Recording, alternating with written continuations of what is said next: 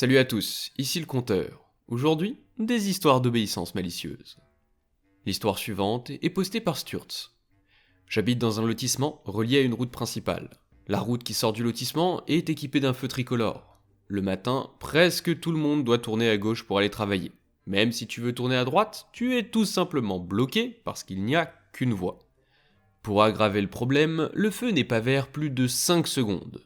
Nous pouvons peut-être faire sortir légalement 4 à 5 voitures, puis il faut attendre encore 3 à 4 minutes avant que le feu ne passe au vert.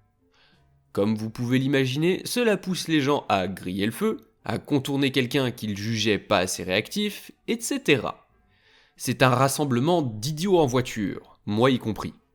Si tu arrives au feu et que tu vois que tu as 15 voitures devant toi, tu sais que tu viens d'ajouter 10 minutes à ton trajet, simplement en essayant de sortir de ton lotissement. En raison de notre comportement imprudent au volant, la police a fait savoir à notre association de propriétaires, AP, que nous devions cesser de conduire comme des imbéciles. Une voiture de police a été garée près de notre lotissement tous les matins pendant une semaine, pour nous inciter à nous comporter de la meilleure façon possible. Notre conseil d'administration a essayé de travailler avec la ville pour allonger la durée du feu, mais en vain. C'est alors qu'un héros est apparu. Nous recevons un mail via le groupe de la paix de la part d'une personne anonyme. Il a exposé le plan pour une obéissance malicieuse. Il y a un feu de passage piéton à l'intersection mentionnée plus haut, qui n'est pratiquement pas utilisé. Depuis 10 ans que j'y habite, je ne l'ai jamais vu utilisé. Il n'y a tout simplement pas de circulation piétonne. Le héros du lotissement a conçu un plan pour utiliser ce passage piéton à notre avantage. En gros, une personne dans sa voiture n'a qu'à s'approcher, appuyer sur le bouton pour traverser et retourner en courant à sa voiture. Lorsque le feu s'allume, nous disposons maintenant de 30 secondes environ pour réduire l'embouteillage. Tout le monde participe et c'est hilarant. Ma fille aînée a pu le faire l'autre jour, et les autres voitures de la file d'attente baissaient leurs vitres pour l'encourager. C'est probablement la meilleure expérience possible pour créer des liens entre voisins. Je suis sûr que notre feu plus long est en train de bousiller quelque chose plus loin dans la circulation, mais aucun d'entre nous ne s'en soucie vraiment. Nous nous comportons maintenant de la meilleure façon possible, puisque nous avons environ 5 fois plus de temps pour passer le feu. Moi j'imagine la scène avec l'enfant qui court appuyer sur le bouton et tous les automobilistes qui sont en train d'applaudir et de crier à leur fenêtre pour l'encourager. C'est très rigolo. L'histoire suivante est postée par Ash Conway. Cette histoire vient de Melbourne, en Australie, où les lois sur l'alcool sont assez strictes. Nous avions un pub local près du travail, qui offrait des vins et des bières à 5$ pendant l'happy hour. C'était un peu un bouge, un endroit sale, mais ça ne nous dérangeait pas. 3 d'entre nous y allaient régulièrement tous les vendredis pour se détendre. Nous payions généralement des tournées les uns pour les autres, donc 3 à la fois, ou peut-être juste un chacun si nous ne voulions pas en reprendre.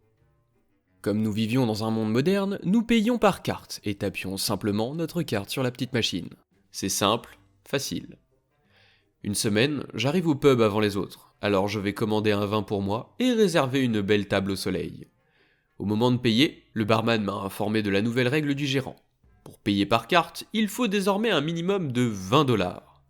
Pour l'argent liquide, un nouveau distributeur avait été installé dans le coin, qui ne donne que des billets de vin et facture 3,50$ par retrait, dont le bar reçoit une bonne part. Je sais que chaque transaction électronique coûte de l'argent, et qu'il n'est pas rare que les petits cafés demandent un minimum de 5$ pour couvrir ses frais. Mais 20$, c'est scandaleux. Surtout dans un bar où toutes les boissons sont très bon marché. Cela ne couvrirait même pas une tournée habituelle pour nous 3. Le barman a dû hausser les épaules et insister sur le fait que c'était la nouvelle règle du gérant. J'ai essayé de m'y opposer, car je ne voulais qu'un seul verre. Le gérant est sorti et m'a fermement répété que je devais soit acheter 80, soit aller chercher de l'argent au distributeur. Mais je refuse de dépenser de l'argent pour avoir accès à mon propre argent. Ça, je suis bien d'accord avec toi. Je commande donc 80. Or, je suis une femme menue. Il n'en faut pas trop pour que je sois pompette. J'ai payé par carte, et je me suis assise au bar vide, et j'ai englouti ces 4 verres dans le même laps de temps qu'il m'en faut pour en boire un d'habitude. Lorsque j'ai eu terminé, mes amis n'étaient toujours pas là. J'ai demandé au barman un autre verre de vin. Le gérant était lui aussi encore là, en train de nettoyer les verres. Il m'a répété ce qu'on lui avait dit de dire auparavant. Il y a un minimum de 20$, alors... J'ai commandé 4 vins supplémentaires. Le gérant avait l'air content que son système fonctionne.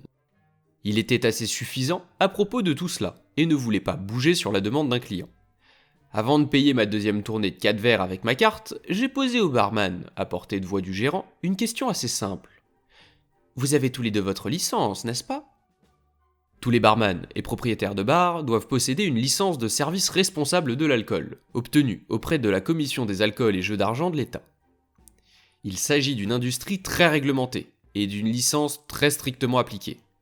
Les officiers en civil essaieront d'attraper les barman qui ne portent pas leur licence sur eux lorsqu'ils servent des verres, et ils s'assiéront dans les bars pour observer les comportements irresponsables, comme le fait de servir sciemment de l'alcool à un client en état d'ébriété. Je ne suis pas quelqu'un qui a une quelconque autorité juridique, mais je connais suffisamment de personnes dans le secteur des barmen et des casinos pour être au courant des lois. Bien sûr, pourquoi ? Demande le barman. Il s'attendait probablement à ce que je sorte un badge, mais je ne suis qu'un client qui voulait un verre de vin. Je lui ai expliqué qu'il semblait assez irresponsable de servir une petite femme 4 verres simultanément, alors que je n'en demandais qu'un. Il semble que, par le manque d'attention du bar, je sois devenu assez ivre, et maintenant vous êtes sur le point de servir joyeusement mon deuxième achat de 4 boissons, sachant très bien que je suis ici seul. 8 verres en moins d'1 heure ? Cela semble-t-il raisonnable ? L'air suffisant du gérant s'est rapidement transformé en colère. Je crois que vous avez assez bu. Non, vous en avez déjà versé 4 de plus. Tenez, prenez ma carte. Allez-y, je ne peux pas laisser tout ce vin se perdre. Je veux dire, je n'en voulais qu'un, mais si je dois en prendre 4. Le barman était très confus et un peu inquiet. Perdre leur licence signifierait perdre son emploi. Le gérant a refusé de me servir ma commande et a versé avec colère 4 verres de vin dans l'évier.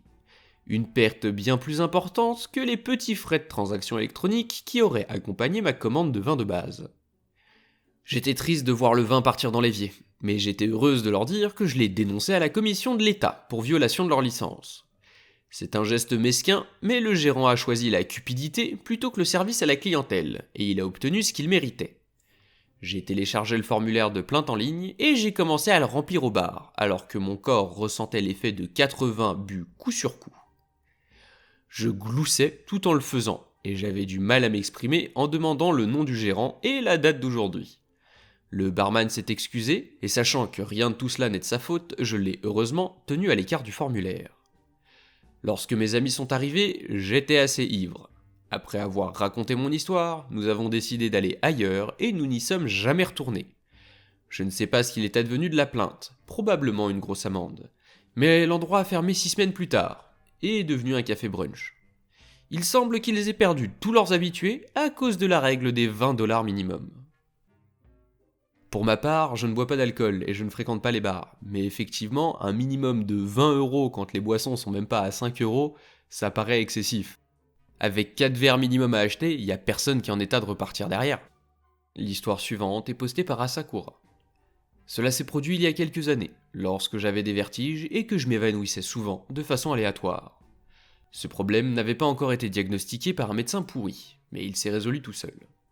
À cause de ces vertiges, j'hésitais beaucoup à céder ma place dans le train ou le bus, car j'avais peur de tomber et de heurter quelqu'un ou quelque chose. Je me levais quand même si quelqu'un avait l'air d'en avoir besoin et me le demandait poliment, mais je ne le proposais pas. Un jour, je montais dans le train, et une vieille dame portant une canne voulait monter elle aussi. Un monsieur lui a proposé son aide. « Avez-vous besoin d'un coup de main, madame ?»« Non, merci, je n'ai pas besoin de cette canne. » Elle l'a fait tournoyer. « Mais mon mari insiste pour que je l'utilise, au cas où. » Elle monte ensuite dans le train. Je me retrouve dans la même zone que la vieille dame, sur 2 des très rares sièges libres. Après quelques arrêts, une carène entre. Elle avait la coupe de cheveux, les vêtements et l'attitude. À ce moment-là, tous les sièges sont occupés, et il y a des gens qui se tiennent debout à cause du manque de place. Karen pousse quelques personnes, regarde autour d'elle et s'exclame bruyamment, à personne en particulier. « Personne ne va-t-il offrir sa place à une dame ?» Personne ne répond. Elle fait ensuite le tour, se plaignant au hasard à quelques personnes assises qu'elle a besoin de s'asseoir parce qu'elle est debout depuis plus d'1 heure. Oh l'horreur, essaie de travailler dans les magasins. Et qu'elle a juste besoin de lever ses pieds. Dans un train complet. Ok. Une personne en a assez et lui donne sa place, juste en face de la vieille dame de tout à l'heure. La Karen a maintenant un siège, mais elle n'a toujours pas de place pour poser ses pieds. Elle se plaint à son voisin et à la vieille dame que ses trains sont toujours si étroits et qu'il serait bon que les gens qui n'ont pas besoin de sièges les cèdent. La vieille dame génialissime a pris cela comme un signal, s'est levée très lentement et prudemment, a attrapé sa canne et l'a serrée fort et a dit « Vous pouvez prendre mon siège, vos pieds en ont probablement plus besoin. » Elle s'est ensuite éloignée très lentement, en s'appuyant lourdement sur sa canne et en demandant aux gens de bien vouloir s'écarter pour qu'elle puisse passer. Karen a reçu de nombreux regards furieux à ce moment-là, et elle a interpellé la vieille dame. « Vous pouvez continuer à vous asseoir ici, je n'en ai pas tellement besoin. » Ce à quoi la vieille dame a répondu « Vous venez de dire que vous en aviez vraiment besoin, alors prenez-le. » Et elle s'est dirigée vers le wagon suivant. Karen ne pouvait plus la voir à ce moment-là, mais de mon siège, j'ai pu voir la vieille dame se redresser et ramasser la canne, la faisant tournoyer à nouveau. Je ne pense pas que beaucoup de gens l'aient vue, parce que tout le monde a continué à lancer des regards noirs à Karen jusqu'à ce qu'elle descende à l'arrêt suivant. La vieille dame voulait vraiment donner une leçon à Karen en faisant ce qu'elle demandait et en faisant son âge, faisant passer Karen pour une garce. Depuis, elle est mon héroïne. Cette vieille dame est un génie et cette Karen n'a eu que ce qu'elle méritait. Dans les commentaires, on a une histoire similaire et assez intéressante de Kiferella. Oh mon dieu, j'ai en quelque sorte fait ça, mais pour mon propre compte. Voyez-vous, mes garçons, de jeunes adultes, avaient besoin de faire des courses et je devais aller à la quincaillerie d'à côté. Évidemment, devant l'épicerie, il y a une zone d'arrêt minute, avec des panneaux d'arrêt à chaque extrémité. Je m'arrête brièvement à mon panneau d'arrêt, puis je roule jusqu'à la porte et m'arrête pour laisser sortir les garçons. J'entends le bruit des freins derrière moi et je me rends compte que quelqu'un me suivait trop près et ne faisait pas assez attention. Présumant que je ne laisserai personne sortir, dans la zone désignée pour de telles activités. Ils m'ont presque embouti. Ils ont klaxonné et j'ai pu les voir s'agiter et crier dans leur voiture. Une jeune femme. Le type à côté d'elle a l'air malheureux. Les garçons sortent de la voiture et je continue ma route, mais la voiture fait des embardées derrière moi. Je peux la voir dans mon rétroviseur en train de crier et elle a le visage tout rouge. J'arrive au panneau stop avant la quincaillerie et je fais l'arrêt légal de 3 secondes au complet. Toute sa voiture est secouée par sa crise de colère. Elle se gare sur la prochaine place de parking disponible, 2 places plus loin que la mienne. Alors je me gare sur la première place réservée aux handicapés. Je la vois sortir de sa voiture en trombe. Et moi, je vous le jure que je ne suis jamais sorti d'une voiture plus lentement ou avec plus de difficulté pour mettre ma canne en place. Et j'ai pu voir sa rage et son comportement s'effondrer lorsqu'elle a réalisé qu'elle allait être soit une knasse qui a attaqué une femme handicapée, soit se faire botter les fesses par une femme handicapée. Croyez-moi, il est plus probable que ce soit la deuxième. Les cannes sont d'excellentes armes et je suis très courageuse. Et on a une autre très bonne histoire dans les commentaires de Sir Angel. J'étais en plein divorce et je vivais avec un ami, ce qui m'obligeait à faire 3h30 de bus à l'aller. Je prenais un bus très tôt, à 4h30 du matin. C'était un petit bus et il commençait à être plein. Ce n'est pas un problème, j'étais l'un des premiers à monter. Il y avait 10 arrêts avant mon arrêt et une petite fille asiatique est montée. Quand je dis petite, je veux dire 5 pieds, ou 1m52 avec ses chaussures. Elle a du mal à s'accrocher à la barre. Je me lève et lui dis « Tiens, prends ma place ». Elle me regarde bêtement. Maintenant, je sais que si elle ne s'assoit pas, quelqu'un le fera. Allez-y, je descends bientôt de toute façon. Elle me regarde encore bêtement.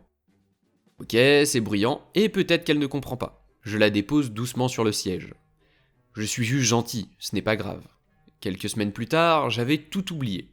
Cette fille me tend un mot, et se précipite hors du bus. Hein ? Quoi ? La note dit « Je veux mieux te connaître, envoie-moi un mail ». Ok, je n'ai pas internet, et je ne pense pas à la bibliothèque. Je suis donc incapable de le faire, et je n'ai aucune idée de qui elle est, ou ce à quoi elle ressemble. Avance rapide de quelques semaines. Elle s'assoit à côté de moi et me demande « Pourquoi tu ne m'as pas envoyé de mail ?» dans un anglais sans accent. « Quoi ? Oh, c'est toi, je n'ai pas internet. » Regard vide. Elle me tend un bout de papier, et j'écris. Elle s'en va. Je sais qu'elle n'est pas sourde, parce qu'elle me répond quand on parle. Le lendemain, elle revient avec d'autres questions écrites. J'écris les réponses, et je lui rends. C'est quoi ce bazar ? Cela se produit plusieurs fois. Je découvre qu'elle ne parle pratiquement pas anglais, et qu'à chaque fois, elle rentre chez elle pour traduire ce que j'ai écrit et chercher les réponses. Puis nous commençons à sortir ensemble. Le reste de l'histoire est éparpillé dans les commentaires, mais cette fille est devenue sa femme. C'est plutôt mignon. Si la vidéo vous a plu, pensez à laisser un like, à vous abonner, n'oubliez pas la cloche, et à partager autour de vous pour soutenir la chaîne et m'aider à la faire grandir. C'était le Conteur, on se retrouve bientôt pour de nouvelles histoires.